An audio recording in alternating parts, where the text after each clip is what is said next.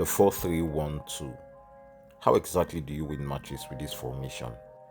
Why is every pro in the top 100 or in top 1k using this formation, or a variation of it at least? Is this truly the best formation on efootball, or is it just the meta right now? While I can't answer all of those questions, what I can do is show you exactly how to play this formation correctly. Perhaps you could come to your own conclusions by the end of this video. I'm Geminal FIFA, and welcome to a deep dive of the 4-3-1-2 formation. It's Neymar! It's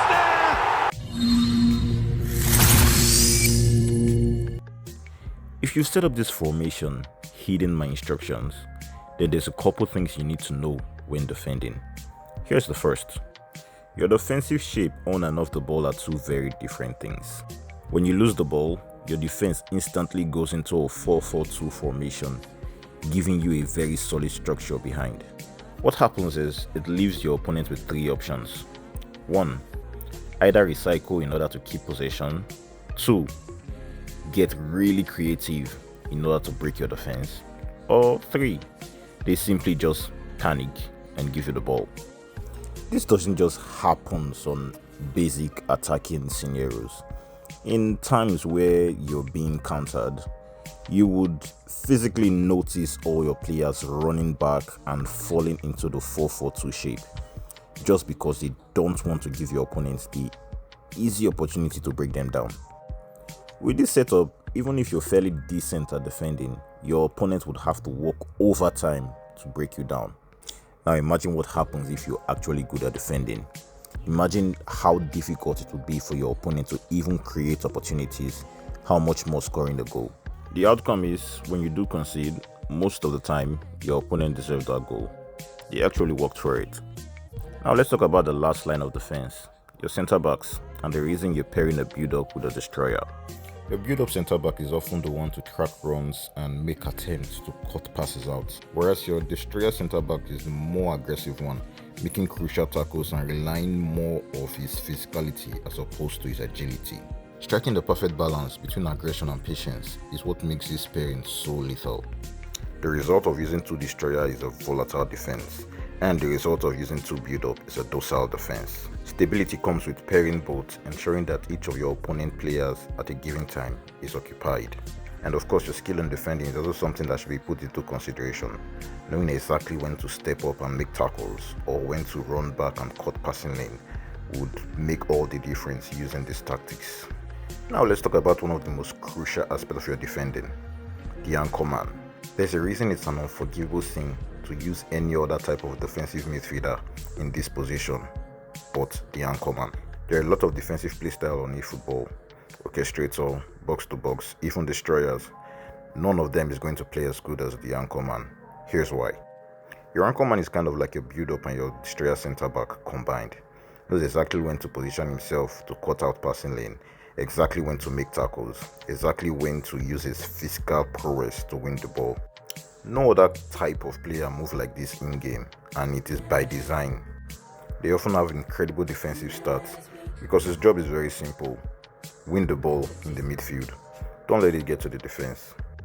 Now, it's very important to note that your anchor man is not going to be joining your attack or helping you in the attack in any way, but is going to be starting a lot of them.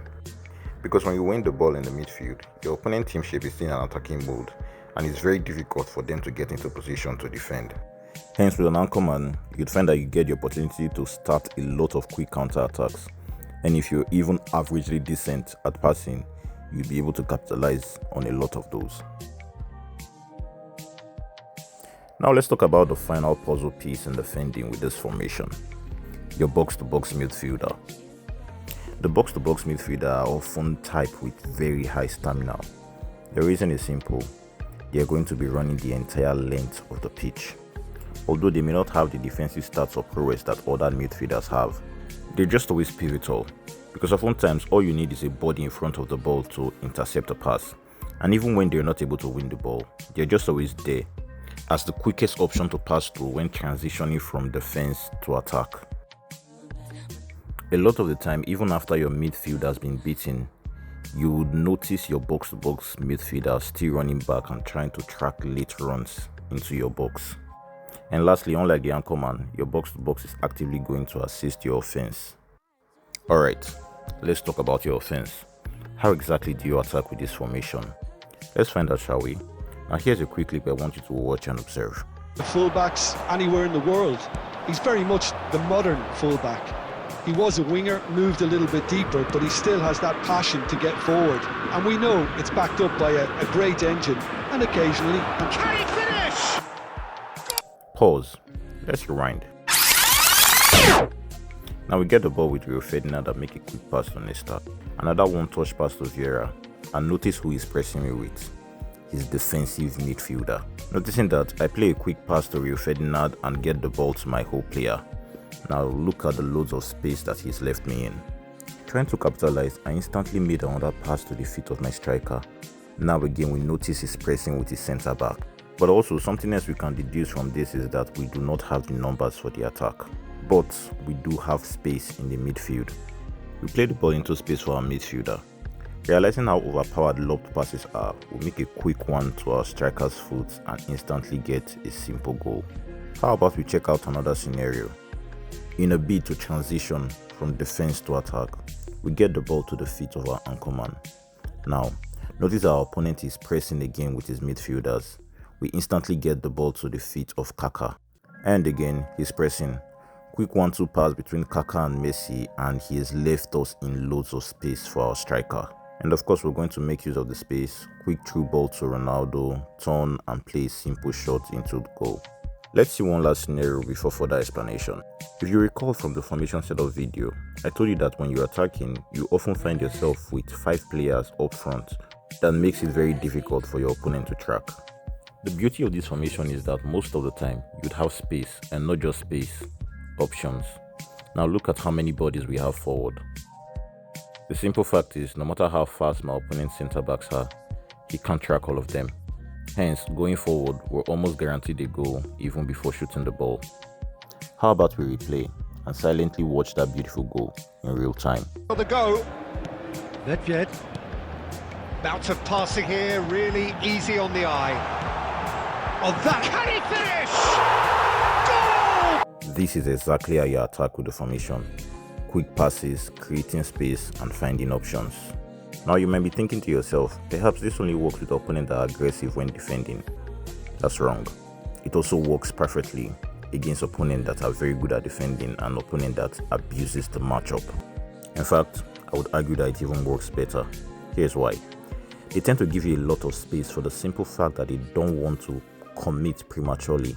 The outcome of this is that you have so much more time on the ball and you can think about your next pass and how you want your attack to advance. The setup of this formation is so functional that you have an unforgiving defense and a lethal attack. So, what do you think? Would you actually be trying out this formation? Or perhaps it doesn't fit your playing style? Is there a different formation you would like me to cover? Let me know what you think in the comment section below. That said, I'm Gemini FIFA. Thank you for watching and I'll catch you all on the next one. Peace. Oh, this is a good shapes to shoot! Goal! For a while now, as you don't want to hand the momentum straight back to your opposition. Passes coming off in quick succession here. Oh, shooting chance!